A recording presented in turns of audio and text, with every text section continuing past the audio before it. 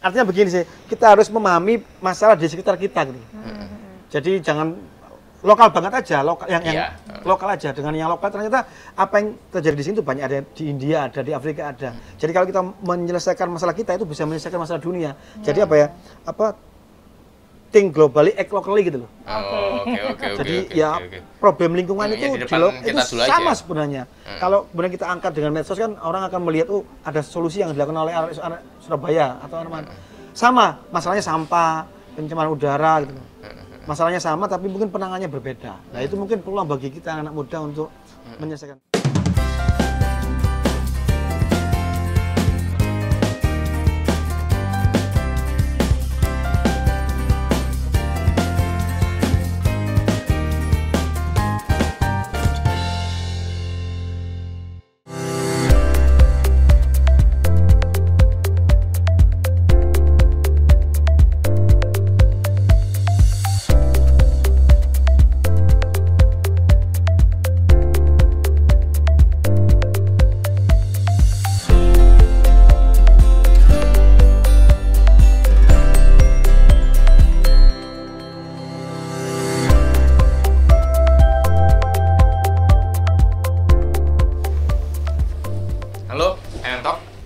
Di episode yang keren dari Entok dan ada narasumber yang kali ini juga akan hadir luar biasa, dan kita masih di Fasa Hotel di Executive Lounge-nya di lantai 33, tempat yang cozy untuk Anda meeting.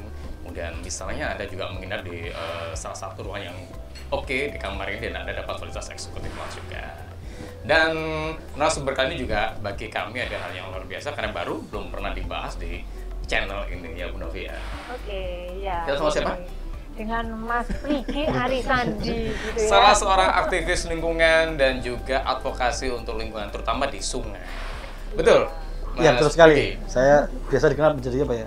Sing jaga kali gitu, penjaga sungai. Tadi gitu. kenalinnya profesinya itu, penjaga kali. Penjaga sungai atau kalau orang Jawa bilang Joko. Bukan Joko Kentir ya.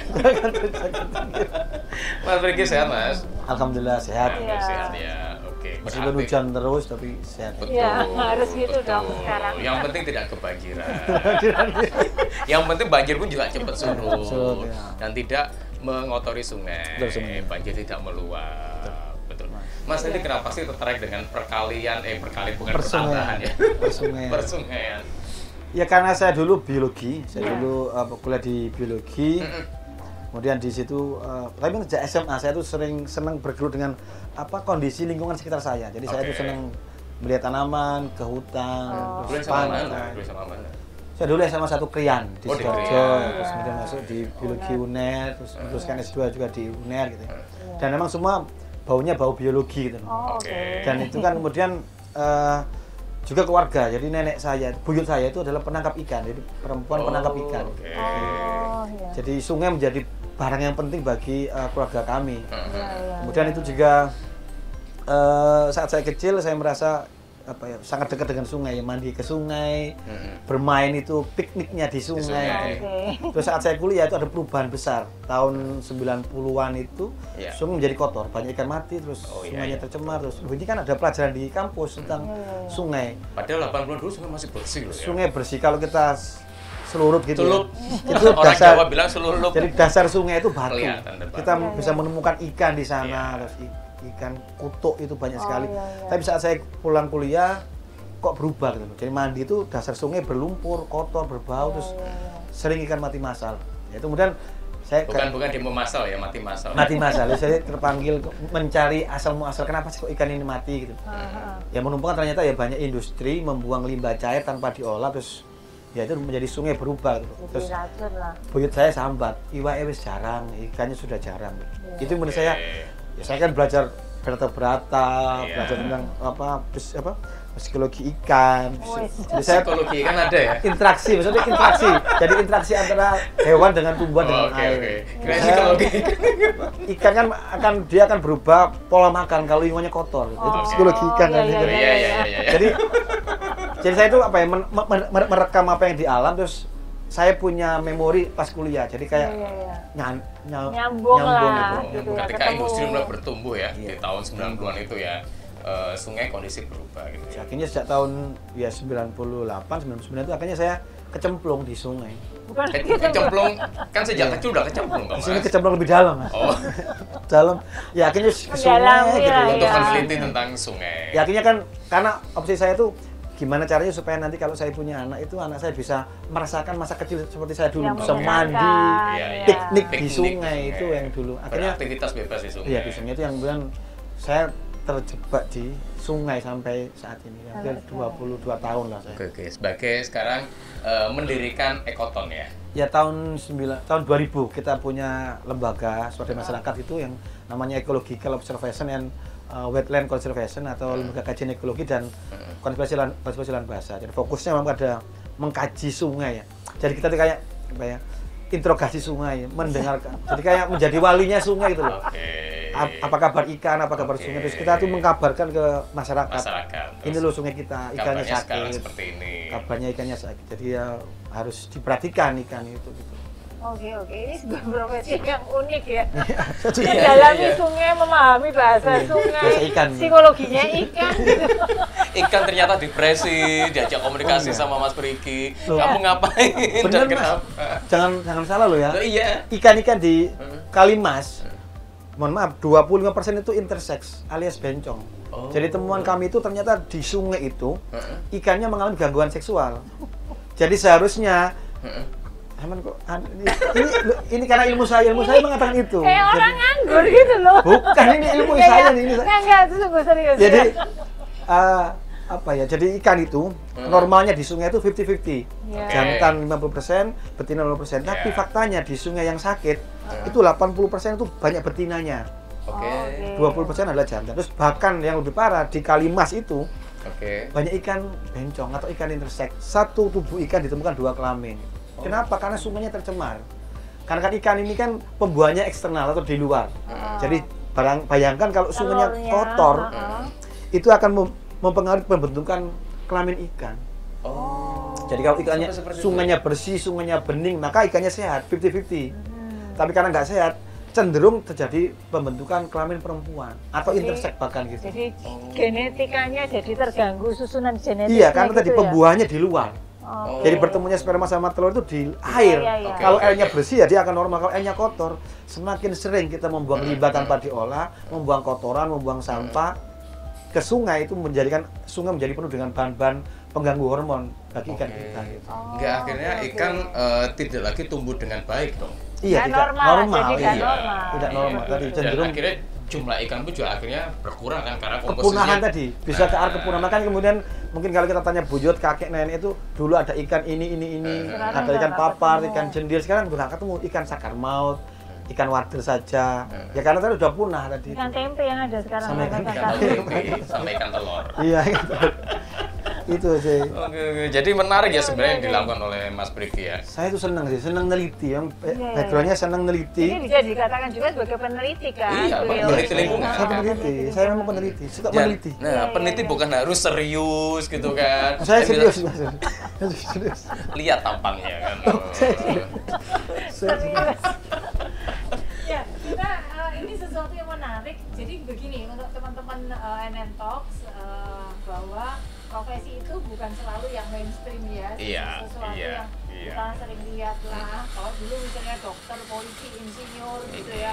Guru itu sesuatu yang mainstream gitu. Atau profesional yang di Atau profesional kantoran. di kantoran, banker kayak gitu. Betul. Terus kemudian terjadi perubahan kan pergeseran jadi Betul. YouTuber.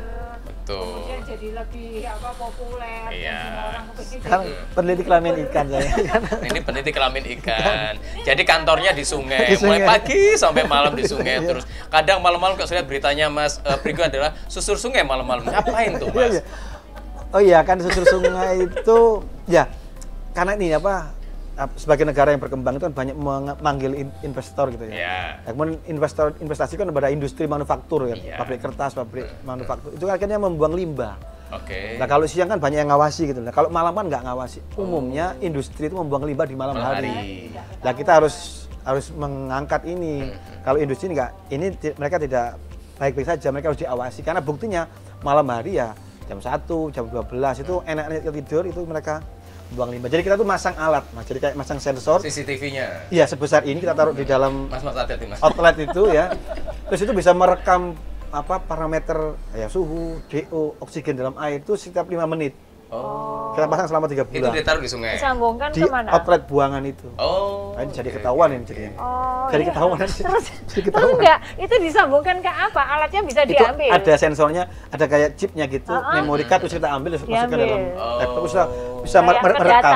merekam Iya. Oke. fluktuasi. Oh, pada malam hari dia membuang limbah suhunya tinggi gitu. Kalau pagi dia buangnya mungkin 20 derajat, 30 derajat, tapi kalau malam hari bisa 40 derajat Celcius. Artinya panas dibuang di malam hari. Biar ya pengaruh. Kecenderungannya itu ya dini hari jam 2, jam 1 itu dibuang dalam tanpa diolah gitu. Makanya kali Surabaya sekarang nggak sebersih dulu ya. Iya. Oh iya. Tapi lebih sekarang bersih. lumayan, Mas. Iya, Sekarang jadi ini sudah hampir lumayan. semua 80% industri itu propernya itu kinerja pengelolaan lingkungannya itu biru. Jadi pemerintah itu punya Oke. penilaian kinerja, kalau yang nakal itu hitam, Heeh. agak mokong itu merah, yang baik itu biru, Oke. hijau, emas. Jadi sekarang ini 80% industri kali Sudah Surabaya biru itu ya? sudah biru. Oh, sudah mulai bagus ya. Sudah mulai taat pada peraturan, punya IPAL, buangnya yang enggak terlalu malam. Buangnya enggak kalau malam itu ya tetap diolah maksudnya. Iya, iya, iya. Kayak iya. normal berarti surup, Mas. Ya gitu.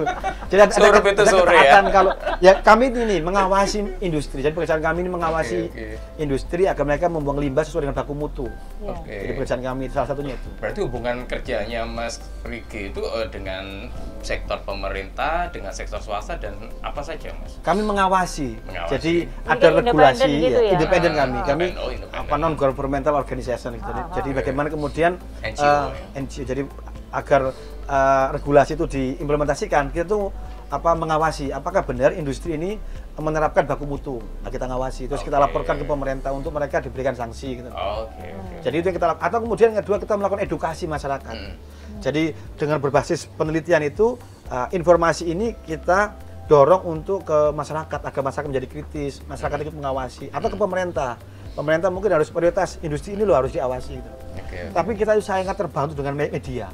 Jadi media massa, kemudian media online itu sangat membantu untuk amplifier lah memblow up apa yang kita lakukan. Jadi kita selalu istilahnya itu ya provider informasi tentang sungai tadi itu Mas, hasil wawancara dengan ikan, dengan plankton itu kita share ke teman-teman media. Hasil wawancara Iya, pakai iya. bahasa apa ya? Asesmennya ke ikan sama plankton seperti apa Iya. saya juga masih bingung nangkapnya Mas Riki. Ya tinggal ditangkap Mas. Jadi kalau ada kali Surabaya dari Mojokerto sampai Surabaya kita tangkapi ikannya, Oke. kita jaring itu kita Diajak lihat. ngobrol.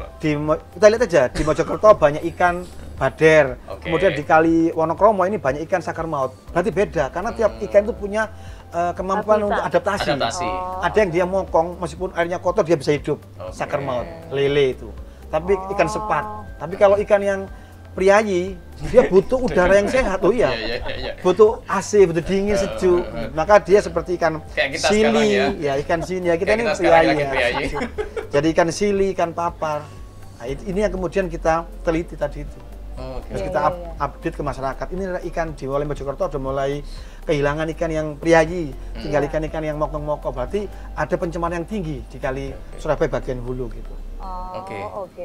Mas, mohon maaf sebagai penggiat lingkungan, peneliti dan sebagainya. Nah ini kan kalau misalnya anak-anak muda kan pengen juga berprofesi yang sama kan Iya. dengan Mas Riki. Mulainya dari mana? Dan apakah biasanya gini Mas, anak-anak kan orang duitnya apa ora kan? Yes, ya selama ini saya dulu memang punya obsesi ini keliling dunia Ya. gratis gitu loh. Oke. Ternyata ya dengan mengkaji lingkungan ini Terwujud kan? Akhirnya saya sudah keliling ke Eropa, ke Amerika, Afrika untuk menyebarkan tadi pengalaman tentang menangani sungai gitu. Oke. Dan campaigns ya?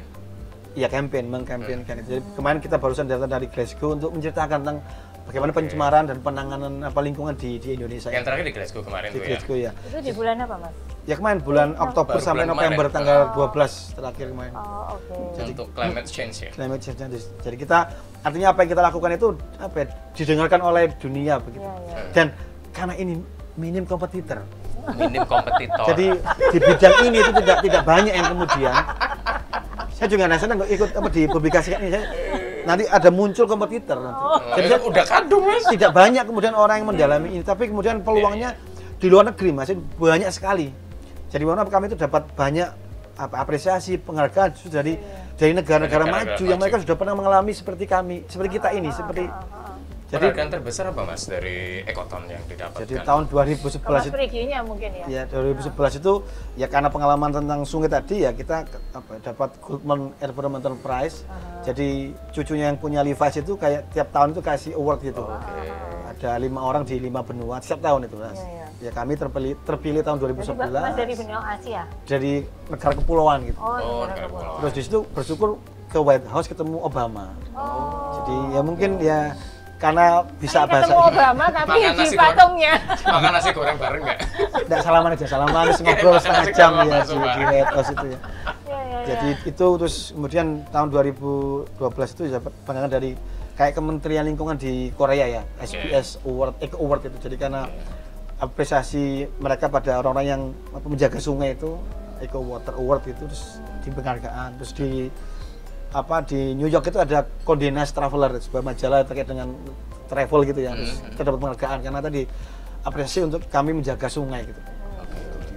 Terus Asoka Foundation ya di Virginia itu ada semacam kayak social entrepreneurship gitu. Jadi memang isunya lingkungan tapi juga ada social entrepreneurship di situ. Terus ada penghargaan dari Iya, itu Wah, social penghargaannya entrepreneur. internasional Nah, dan semuanya. banyak sekali penghargaan internasional didapatkan oleh Mas Gara-gara Brigjen main itu. di kali ya. Nah, tapi gara-gara juga dapat penghargaan nasional Mas. Kita dapat Kalpataru. Oh, Jadi ya. lembaga kami itu diberi penghargaan oleh negara sebagai Ya. lembaga yang menyelamatkan sungai. Ya. Tahun 2013 dapat Kalpataru dari Pak SBY dulu. ya Kalpataru adalah penghargaan lingkungan terbesar untuk di Indonesia. Di Indonesia, ya. Kan, dan Iya. tidak setiap tahun itu diberikan oleh banyak orang kan, hanya Iya. khusus Khusus son. Susan. Son kepada para penggiat lingkungan. Lingkungan yang terpilih, bukan semua penggiat lingkungan yang di ya ibaratnya kalau kota Adipura ya kan gitu. Iya. Iya. Oke. Iya. Mas, apa ya, sebagai seorang peneliti dan Mentalis. environment entrepreneur ya kan. Nah, yang Anda lakukan apakah juga ada melakukan sosialisasi kepada generasi muda dan sebagainya, Iya. hingga akhirnya aware juga. Iya. Saya tuh memang harus membranding, harus spesifik, harus menarik gitu loh. Jadi harus menarik benar orang di. Jadi seringkali ya saya juga nyambi kayak ngajar di Putra, ngajar di UPN. Mata kuliahnya apa, Mata Mas? kuliah kalau di UPN itu HI ya, HI tapi yang Bukan khusus internasional. isu lingkungan Lingkungan. yang internasional itu. Oh, oke. Kalau di UC itu saya social entrepreneurship. Oke. Jadi mendorong anak untuk manfaat dan dia punya jiwa sosial. Jadi empati sosial muncul, kemudian proyek yang mereka lakukan itu ke depan adalah Terkait dengan lingkungan. tidak hanya profit gitu loh, tapi juga ada terkait dengan social Ada impact ke lingkungan. impact ke lingkungan. Jadi itu yang untuk terus kemudian di Ekoton ini kan kami ini kan yayasan bentuknya. Jadi kami juga membuka peluang untuk magang ya. Magang mahasiswa untuk ya mengenal tentang apa yang kami lakukan gitu. Karena memang kami ini memang lumayan lama bertahan sih, hampir 25 tahun bertahan di dunia perkalian ini. Perkalian, bukan ini. pertambahan dan Dan sifatnya pembagian. lokal ya. Iya, iya. Dari lokal. Jadi kalau kita lihat banyak seperti saya lembaga-lembaga lingkungan seperti Greenpeace, WWF itu kan nasional konservasi itu kan sifatnya dia nasional gitu ya, atau global bahkan. Global. Nah, yang lokal-lokal ini, kalau menurut saya sebenarnya kita tuh punya karakteristik tiap pulau beda. Beda-beda. Jadi ya. kalau itu kita miliki, tadi tuh kita tahu betul sungai ini panjangnya berapa, lebarnya berapa, isinya apa, karakternya apa, itu jadi ilmu. Jadi kita akan kita akan menjadi penting gitu loh. Maka kemudian kita harus mengkontribusikan ini untuk pembangunan ini. Maka kemudian ini menjadi penting gitu loh. Jadi ilmu ini menjadi penting kalau kita promosikan. Seringkali kan kita itu kan menganggap sepele. Jumlah capung di sungai, jumlah ikan di sungai. Tapi kalau kita tahu itu menjadi indikator kerusakan sungai gitu loh. Banyak capungnya sungai itu bersih dan sehat ya, biasa Iya, seperti itu. iya. Ada yang capung dom, ada yang bentuknya Ngapain ya? ada yang besar itu beda itu. Jadi kalau dia Macam-macam. semakin warnanya semakin kurus itu semakin sensitif. Nah kalau kita temukan mungkin kan jarang di Surabaya. Iya. Capung-capung yang kayak warnanya biru, terus hitam itu karena airnya tercemar, maka banyak yang Besar-besar. caduk yang gede-gede itu. Besar-besar. Karena dia kondisinya tercemar. Ilmu-ilmu itu yang kemudian jarang kemudian sebenarnya Tuhan itu memberi kita hidup di Jawa, pulau, sungai itu harusnya kita tuh kontekstual, mempelajari apa yang ada di sekitar kita. Tidak belajar beruang kutub, tidak belajar tapi di depan mata kita tuh banyak sebenarnya potensi yang harus kita terutama tadi saya biologi itu ternyata juga karena saya suka biologi kadang-kala begini sih, ini kan terkait dengan hobi gitu loh. Iya. Jadi pekerjaan di awal ini kan meskipun nggak dibayari kan seneng. Saya lakukan terus gitu loh. Iya. Jadi itu mungkin kuncinya tadi Mas, bagaimana mengawali ya kita lakukan dengan senang hati sih. Dan dari hobi ya. Dari hobi ya, hobi saya meneliti, ngamati, menulis gitu ya. Akan saya jadi Jadi profesi. juga tadi nih buka anak-anak magang yang sedang kuliah sehingga dari sekarang mereka mulai tertarik gitu kan. Betul. Terus ngelihat bahwa kiprahnya Mas Prigi ini ternyata punya impact besar. Betul. Ternyata didengarkan orang lain seperti itu sehingga menarik minat mereka supaya kemudian mereka juga paling nggak mau terjun lah ke sana. Dan enaknya nggak ada jeragannya. Oh, dan saya di minim kompetitor itu. Iya. Jadi kita harus harus apa ya? Itu unique sellingnya tadi. Dan akhirnya juga impact-nya kali Surabaya sekarang biru. Lumayan 80% industri biru gitu ya. Dibanding 5 tahun atau 10 tahun yang lalu hitam semua mereka, tidak ada yang taat pada peraturan gitu. Oke. Jadi impact itu yang akhirnya punya value. Bukan hanya untuk pemerintah tapi juga masyarakat di Surabaya kan. Karena masyarakat Surabaya juga sangat tergantung terhadap kali Surabaya. Betul. Kita minumnya juga dari bahan baku juga dari kali Surabaya. 98% PDAM itu dari air kali Surabaya. Juga gitu awal kami itu saya dulu terjun di sungai itu karena ini penting gitu loh. Iya. Maka kemudian untuk kehidupan semua banyak orang gitu. Betul, Jadi mungkin ada prinsip kebermanfaatan gitu. Dan saya tuh yakin gini, kalau kemudian ini kan titipan yang atas. Iya, titipan Gusti Allah untuk kita tentang sungai kan gitu. Maka kalau kita menjaganya mungkin ya nanti akan lebih besar manfaat yang kita peroleh kalau kita menjaga titipan Gusti Allah. Betul. Karena kan alam sebenarnya untuk kita kan sebenarnya harus bersahabat dengan alam kan agar alam itu tidak marah sama kita kan. Ya, seperti sekarang aja cuaca sudah tidak seperti dulu lagi kan, sudah banyak perubahan kan ekstrimnya kan dulu. Jadi itu sih ketika kita punya jiwa seperti Mas Prigi itu ketika kita beraktivitas untuk sosial, untuk lingkungan dan kebermanfaatan itu banyak untuk impact-nya untuk orang lain itu sih. Jadi ketika berprofesi sebagai penggiat lingkungan itu juga sangat dibutuhkan, bukan hanya sungai ya Mas Prigi ya, tapi juga banyak yang lainnya kan gitu loh. Entah penggiat lingkungan terkait dengan sampah, terus kemudian udara polutan dan sebagainya juga saya kan juga masih banyak dibutuhkan ya Mas Prigi ya. Banyak sih aspek yang kayak tadi hutan, perilaku masyarakat dalam konsumsi. Banyak sebenarnya masih banyak sih ruang-ruang kosong yang harus diisi. Betul. Tapi di air jangan lupa ada saya. Jadi kalau ada di air ya, mau di air kelonun dulu sama tapi senang kok Mas, kita tuh sering mengundang tadi banyak muncul gerakan-gerakan baru gitu. Beda kepala kan beda isinya, beda kemudian karakter gerakannya begitu. Apalagi anak muda sekarang kan juga sudah kehidupan juga berubah juga kan dengan sosial media dan sebagainya sih. Tapi kira-kira Mas, dengan kondisi anak sekarang, karakter anak sekarang yang seperti sekarang ini, kira-kira masih banyak yang akan minat begini nggak Mas? Sebenarnya modelnya sekarang ini kan bagaimana memperbanyak orang yang ngerti lingkungan gitu loh. Maka kan butuh media komunikasi sebenarnya. Media komunikasi, mendesain informasi gitu loh. Sehingga orang menjadi isu lingkungan menjadi catchy, menjadi semua orang menjadi care gitu loh. Indeks peduli lingkungan di Indonesia itu rendah sekali. Dari 0 sampai 1 itu poinnya 0,56. Artinya rendah sekali. Nah, sampai 1 tidak banyak orang yang peduli sama lingkungan itu. Nah, ini ada ruang di sana untuk agar orang bikin komik, bikin games, bikin media kampanye yang kemudian melibatkan banyak orang untuk jadi tahu problem lingkungan gitu. Itu juga kemudian film pendek. Jadi 3 tahun terakhir kita banyak bekerjasama dengan movie maker gitu ya. Kita kemarin bikin kayak kolaborasi dengan Watchdog dengan di sinema dengan Kopernik itu bikin yang Pulau Plastik. Kemudian ada film Story of Plastic. Kemudian nanti baru akan keluar Plastic Diamond.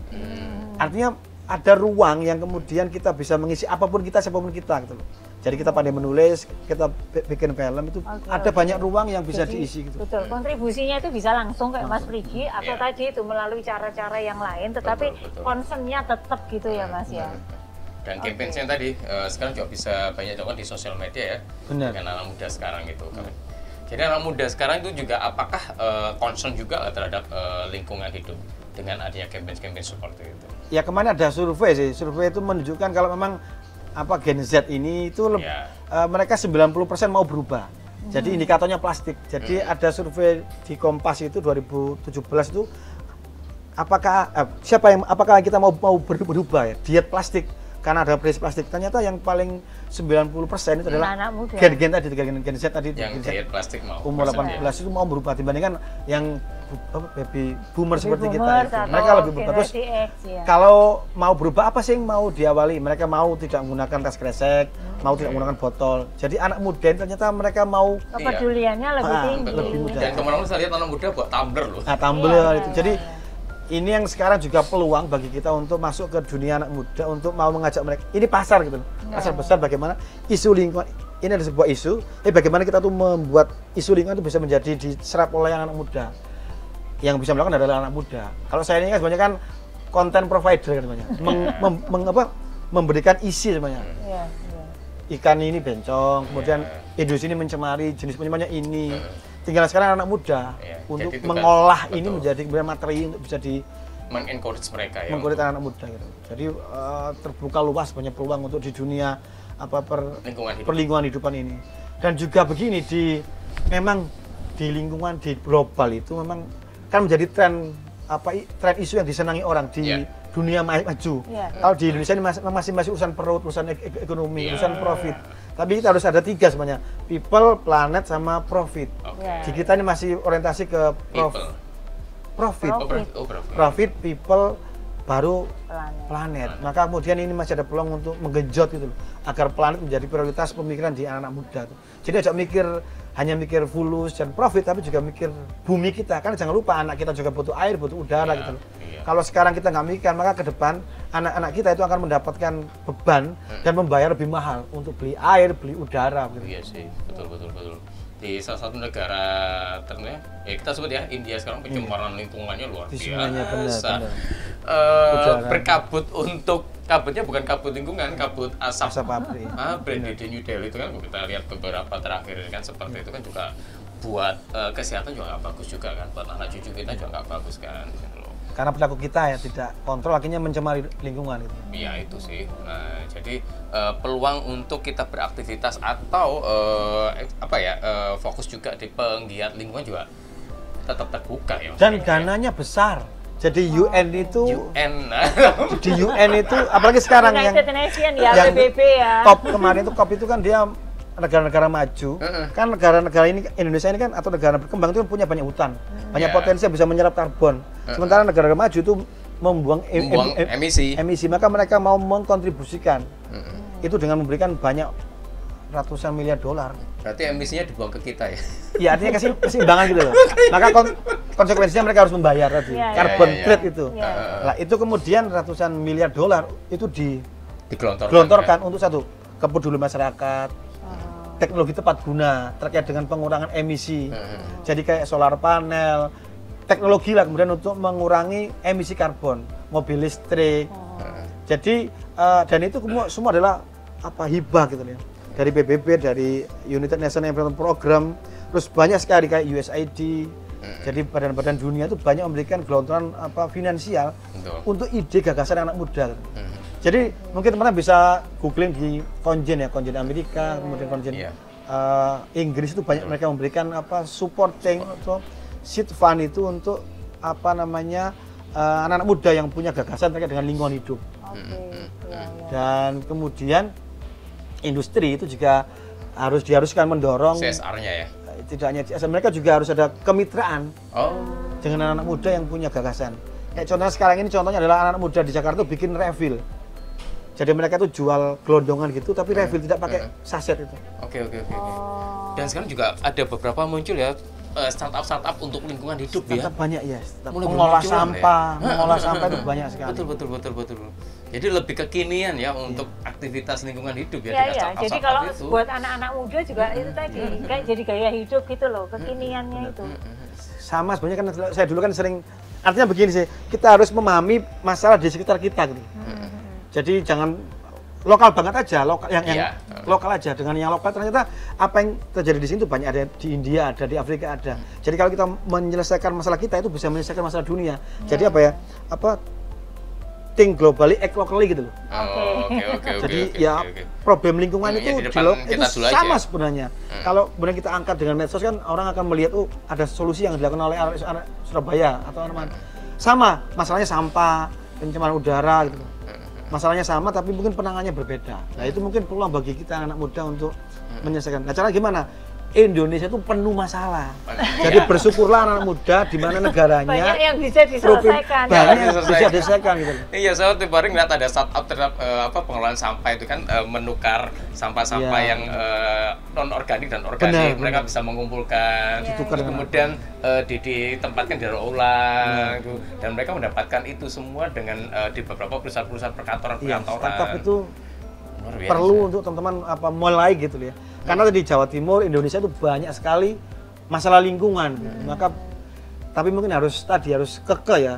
Jadi kata orang Jawa kan titi temen tinemu gitu loh. Apa itu? Jadi harus mereka nggak tahu. Titi temen tinemu itu ya hati-hati, teliti, terus temen. Sungguh serius. Kadang-kadang kan nggak temen, kita itu kan kadang-kadang jatuh. Temen itu bukan teman lo ya, temen itu serius. Jatuh 11 kali, bangunnya 12 kali gitu. Iya. Jadi harus berani mencoba, terus kemudian ya pasti akan menemukan menemukan mimpi kita, bikin berubah. Jadi Titi teman bersungguh-sungguh sama akan tinemu, akan menemukan mimpi kita, menemukan capaian-capaian yang memang kita harapkan begitu. Titi teman tinemu. Titi teman tinemu. Jadi meneliti dulu secara bersungguh-sungguh. Hati-hati. Meneliti Mas, survei pasar dulu. Itu teliti itu ya. Jadi ibaratnya kalau bahasa sekarang visible study lah. Nah, visible study ya benar. Bahasa kerennya kan gitu.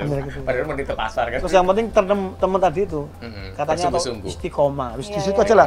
Kadang isu itu kan kadang nggak ngetren tahun ini, mungkin tahun depan gitu loh. Kalau nggak tepat mungkin tahun depan lagi. Harus di situ terus gitu. Akhirnya tinemu kan.